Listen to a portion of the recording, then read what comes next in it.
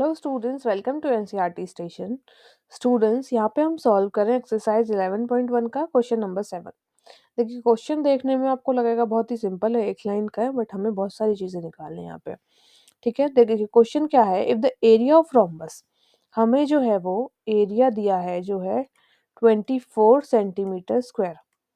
ठीक है, एरिया दिया है and one of its diagonal, मान लीजिए लेट्स सपोज D1 है हमारे पास 8 सेंटीमीटर। अब हमसे क्या पूछा है, पेरीमीटर पूछा है।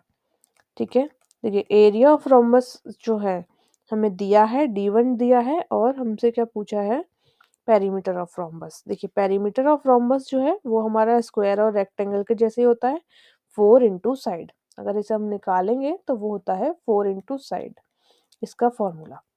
अब देखिए हमें क्या है, साइड भी चाहिए, पेरीमीटर निकालने के लिए साइड भी चाहिए।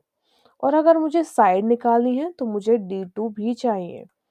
जब मेरे पास सेकंड डायगोनल होगा तभी मैं साइड निकाल पाऊंगी एंड देन साइड निकाल पाऊंगी तभी मैं पेरीमीटर भी निकाल पाऊंगी। Hope you understand. ओके, तो देखिए एरिया मेरे पास है 24, इसे साइड कर देते हैं। D1 कितना है, 8। मान लीजिए ये वाला जो है हमारा डायगोनल DB, इसकी वैल्यू है 8। ठीक है, अगर DB मेरे पास 8 है तो मेरे पास OD कितना हो जाएगा, DB का हाफ 4 हो जाएगा। ठीक है जी, ये मेरे पास आ गया 4। अब मुझे D2 निकालना है। D2 कैसे निकालेंगे हम, एरिया ऑफ रोम्बस के फॉर्मूले से।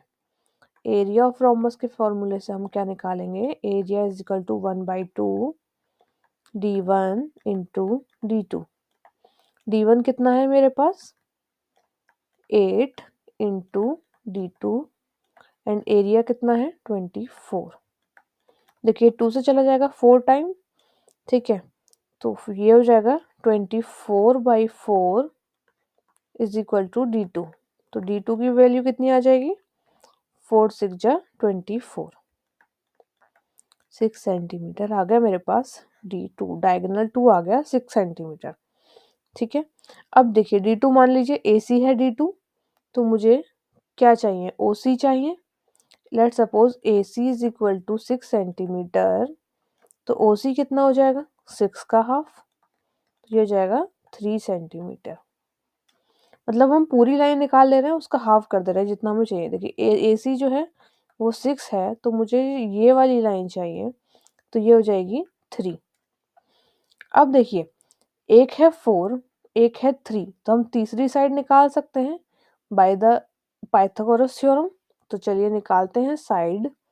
हाइपोटेनियस का square is equal to base का स्क्वायर प्लस परपेंडिकुलर का स्क्वायर।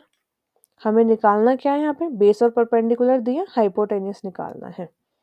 तो h का square is equal to base कितना है हमारा 3, 3 का स्क्वायर प्लस 4 का स्क्वायर।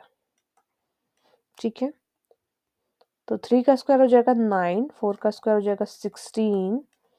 ठीक है, h की वैल्यू आ जाएगी हमारे पास, h square is equal to 25, then h is equal to √5 and h is equal to 5। Hypotenuse बोले तो हमारे पास DC आ गया 5। ये 5 है तो ये 5 है, ये 5 है, ये 5 है। हमने क्या किया है, डायगोनल निकाल लिया है और साइड निकाल ली है। अब हमसे क्या पूछा है, perimeter of rhombus. Perimeter of rhombus निकाल देंगे। पेरीमीटर ऑफ रोम्बस मैं शॉर्ट में लिख रही हूँ, ये होता है 4 इंटू साइड्स। साइड्स कितनी आई है हमारे पास, 5, तो ये हो जाएगा 20।